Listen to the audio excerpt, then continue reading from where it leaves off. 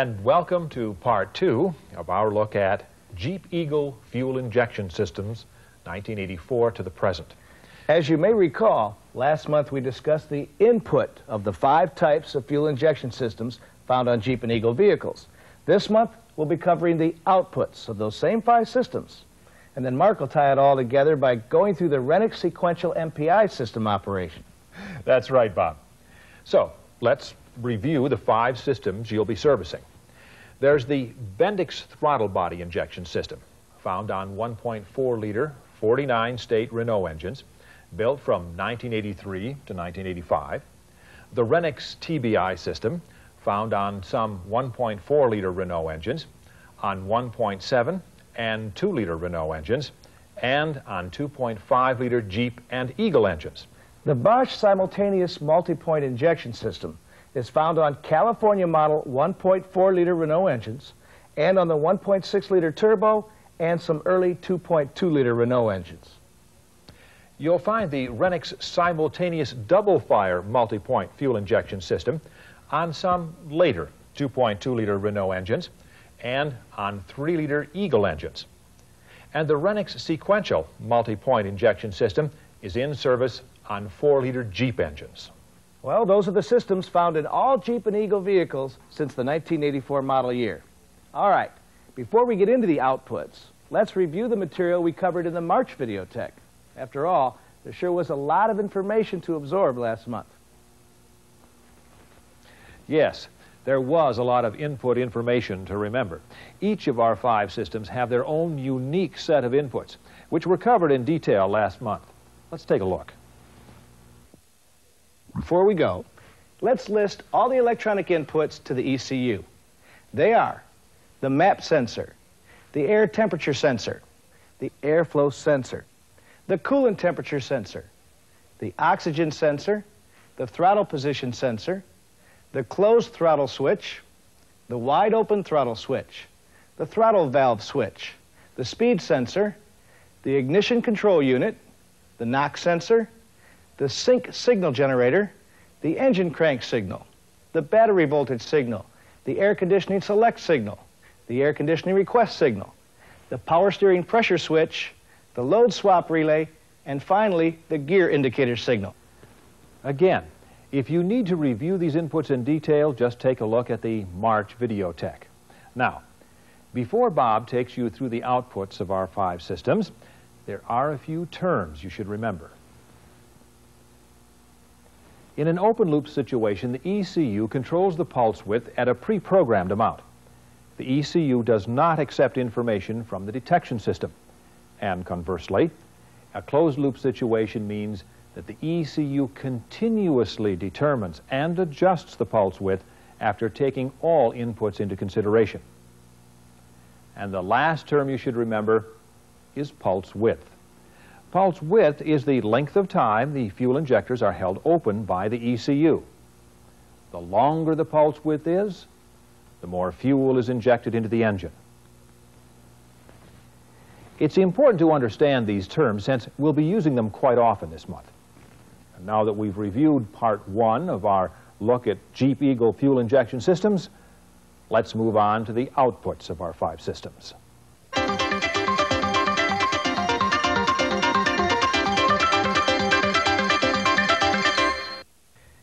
There are 9 different system outputs used in our 5 different fuel injection systems. These components are the fuel injector, fuel pump relay, idle speed control, ignition unit, oxygen sensor heater relay, system power latch relay, EGR canister purge solenoid, air conditioning clutch relay, and finally, on manual transmissions, the shift indicator light. Not all output components are exactly the same on every system, but the functions they perform are alike, so let's get going. The most well-known output is the fuel injector. The injector's job is to spray fuel at a predetermined angle to atomize the air-fuel mixture. On TBI systems, a single injector sprays fuel into the throttle body before it is drawn into each cylinder. However, on multi-point systems, each cylinder has its own injector mounted on the intake manifold. This system is more efficient than the single injector TBI system by delivering a precise amount of fuel next to each cylinder's intake valve, resulting in better engine performance. Now, this is where the ECU, using the various inputs discussed last month, controls the pulse width. The amount of fuel injected into the engine affects the air-fuel mixture, depending on altitude, engine speed, load requirements, and other driving conditions. But there is one injector on the Bosch MPI system that does not take orders from the ECU. This injector is part of the cold start system. This system performs two functions. It aids cold starting, and it provides a fast idle during engine warm-up. The cold start system is made up of three major components. First, the injector, located at the intake manifold, operates only during cold engine cranking. This is to spray additional fuel to the engine during the cold start. Our second component is a thermal time switch, which is threaded into the cylinder head where it is immersed in engine coolant. Inside the switch, an electrically heated bimetallic strip opens and closes the cold start injector ground circuit. When coolant temperatures are below 35 degrees Celsius, or 95 degrees Fahrenheit, the strip will close the contacts for anywhere from a few to as long as 8 seconds. Even if the coolant temperature is still below these readings after 8 seconds, the bimetallic strip will still open the contacts, ending the injector operation. Now remember, the ECU has nothing to do with this cold start operation. It's totally governed by the thermal time switch. The third component of the cold start system is the auxiliary air valve, located beneath the throttle switch plate. This valve is designed to provide a fast idle during engine warm-up.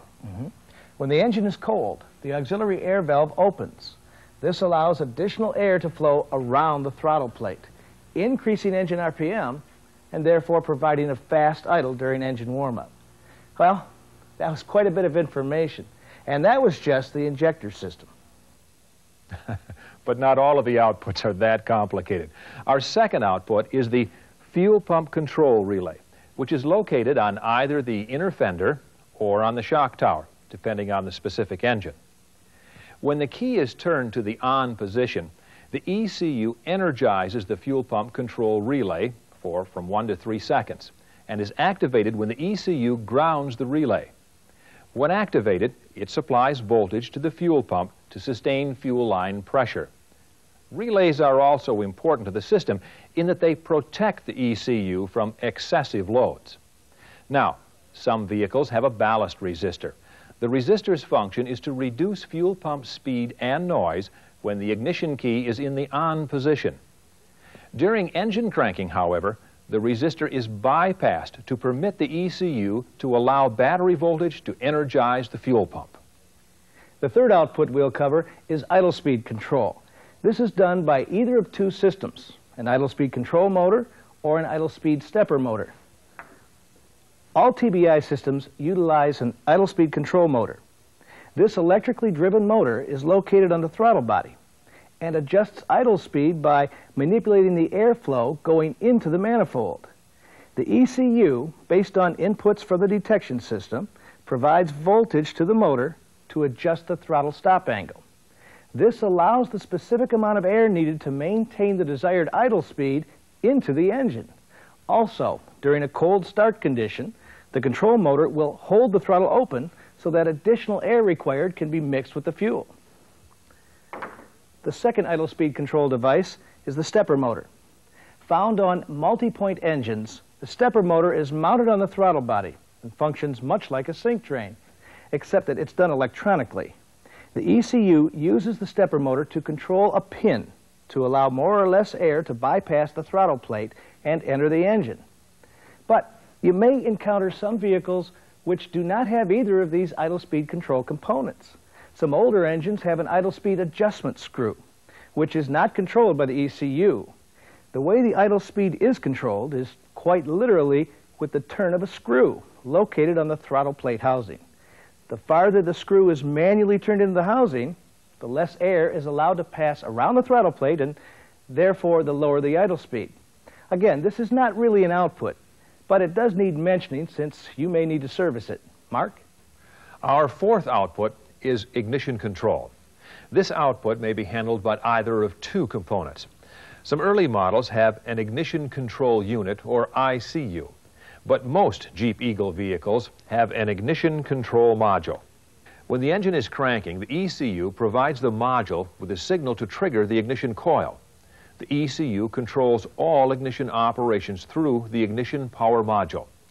On some late 1.4 liters, all 1.7, 2, and 3 liters, as well as our 2.5-liter Premier and this 4-liter Cherokee, the ECU controls the ability to retard engine timing should engine knock be detected by the knock sensor. If this is the case, the ECU will vary spark timing on a single cylinder or a combination of cylinders. Once the knock has been eliminated, the ECU will progressively inform the ignition power module to return to programmed timing. Now, on early 1.4 and 2.2 liters, as well as all 1.6 turbo engines, the output is handled by the ignition control unit. This component works much like the ignition control module, with one major exception. The ECU can only modify ignition timing through the ICU, whereas it had total control with the control module. On 4-liter applications, the engine ECU controls an oxygen sensor heater relay. During engine cranking and at wide open throttle, the ECU will energize the relay to remove voltage from the oxygen sensor heater element. This relay is located on the right inner fender panel. In the same relay bank as the fuel pump relay is the power latch relay, found on the Bendix TBI and all 3 Renix systems: throttle body, simultaneous double fire multipoint, and sequential multipoint. Again, this relay bank is located either on the inner fender or on the shock tower. All right. Now, the power latch relay's job is to keep the ECU energized for a few seconds after the vehicle's been turned off. The relay is energized by the ECU during engine cranking and continues to be energized 3 to 5 seconds after the key has been turned off. Now, this is done to prepare the vehicle for the next startup by doing things like repositioning the idle speed motor and storing map sensor information. Well, how are we doing, Mark? Not bad, Bob. Just a few more to go. Our 7th output is the EGR canister purge solenoid.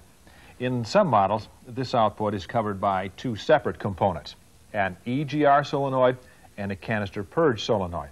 And on others, the job is handled by 1 combined solenoid. In either case, the output is located here at the left inner fender panel.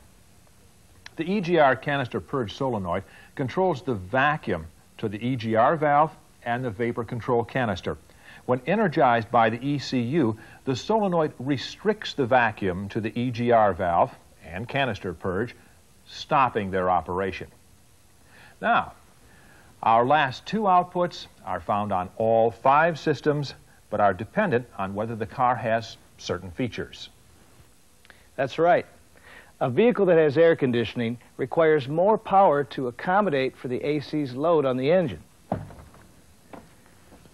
The ECU has direct control of the AC compressor clutch through the air conditioning clutch relay, which is our 8th output.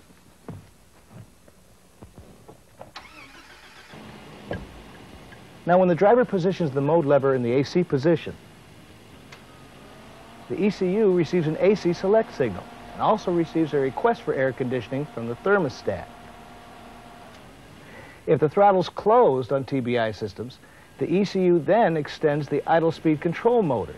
Only then can the ECU activate the air conditioning clutch. But let's listen to how the clutch reacts to the request for air conditioning.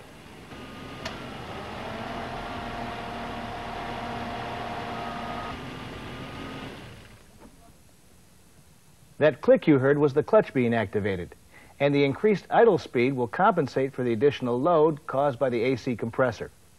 On most models, whenever the AC clutch is energized, the ECU also energizes the electric cooling fan through the cooling fan relay. This occurs regardless of engine cooling temperature.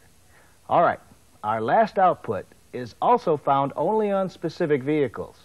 On vehicles equipped with manual transmissions, with the exclusion of early models, the ECU controls an upshift indicator light.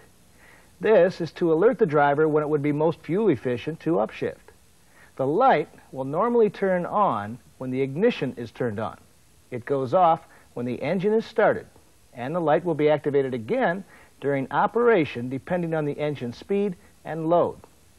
A switch on the transmission will prevent the light from coming on in high gear, and the ECU will also turn the light off after 3 to 5 seconds if the requested shift is not performed. That should give you a pretty good idea of what the individual outputs are. But how do they work together in the whole system? This Cherokee's multi-point system is a good one to review.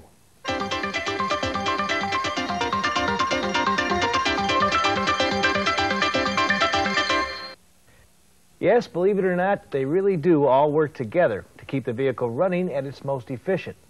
The outputs we just took you through, along with the ECU and the inputs covered last month, are what collectively make up the fuel injection system. The ECU receives information from inputs, makes decisions, and manipulates outputs for every part of the system operation. Again, as an example, we'll review the system in this Cherokee, which is a Renix sequential multi-point system. When the key is turned to the on position, the ECU receives information from 4 inputs. On this Renix system, the map sensor, air temperature sensor, and coolant temperature sensor all begin sending signals to the ECU based on air density, air-fuel manifold, and engine operating temperatures, respectively. The throttle position sensor notifies the ECU of the throttle plate's position. The map sensor information is stored in the ECU in anticipation of startup. Voltage is supplied to the fuel pump relay for 1 to 3 seconds to prime the fuel line. The power latch relay is energized, and the heating element in the oxygen sensor is activated through the heater relay. The EGR solenoid is energized by the ECU, restricting its operation. And on vehicles equipped with manual transmissions, the shift indicator light is illuminated to check the lamp operation. When the engine is cranking, 4 new inputs join the party, and the system begins its open loop operation. The starter relay gives input to start the ignition sequence, and the engine speed sensor begins detecting engine speed and crankshaft angle. The sync signal helps the ECU to determine the correct injector energizing sequence, and the battery voltage signal informs the ECU of any voltage variation so it can adjust the pulse width. For example, if battery voltage is low, the injector will open slowly. In this case, the ECU will lengthen the pulse width to compensate. If the ECU detects a wide open throttle during cranking, it will assume that a flooding condition exists. If this is the case, it will open all circuits to the injectors and will not resume fuel injector operation until the engine speed reaches approximately 400 RPM. Now, just after the vehicle starts, it goes through a few seconds of warming up. During this process, every input in the system is used except for the starter relay.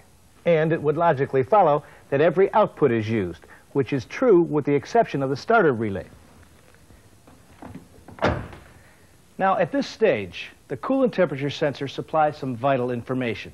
The ECU uses its signal to determine the proper idle speed, as well as in deciding the duration of the warm-up period.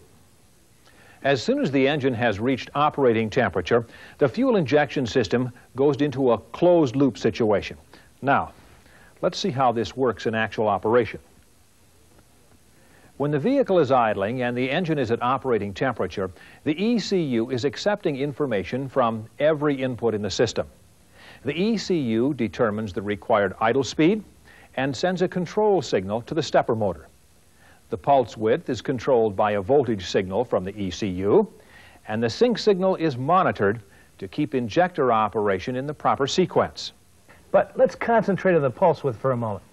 To calculate the proper pulse width, the ECU takes information from 6 inputs: the oxygen sensor, air temperature sensor, map sensor, and throttle position sensor, all monitor the volume, density, and oxygen content of both incoming and exhaust air. If too much oxygen is detected in the system, the pulse width will be lengthened to keep the air-fuel mixture at its optimum ratio.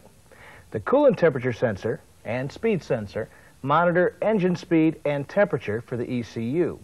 The harder the engine works, the more air it takes in, and therefore the more fuel is needed to compensate. Now, if a knock condition is detected in one or more cylinders, the ECU retards ignition timing. After 10 to 15 seconds, the ECU will progressively return to its prior value once the knock condition has been eliminated. So, while idling, soft acceleration, cruising, and deceleration, the ECU is constantly adjusting the system for optimum performance. So, in summary, the closed-loop operation is in effect whether the vehicle is idling, cruising, or decelerating. And remember, throughout the closed-loop mode, the ECU accepts information from every input. Well, that does it for closed-loop operations. But we still have one condition where the system switches back to an open-loop mode, wide open throttle. During a wide open throttle condition, the ECU ignores information from the oxygen sensor and provides a predetermined amount of additional fuel. The ECU energizes the exhaust oxygen sensor heater relay to cut power to the sensor's heating element. The AC clutch is disengaged through the clutch relay for about 15 seconds. The throttle position sensor will inform the ECU when the wide open throttle condition no longer exists.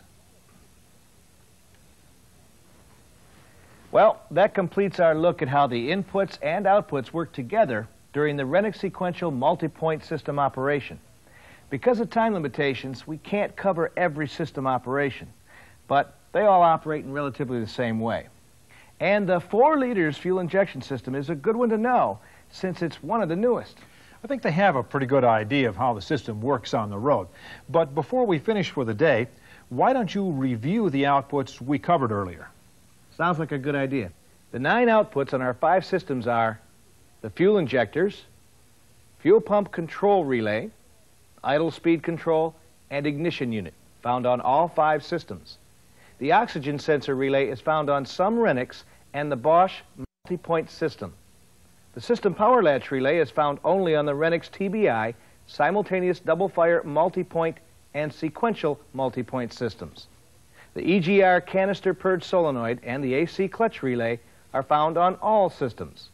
And the shift indicator light is found on vehicles with manual transmissions. That completes our 2-part look at the fuel injection systems found in Jeep and Eagle vehicles.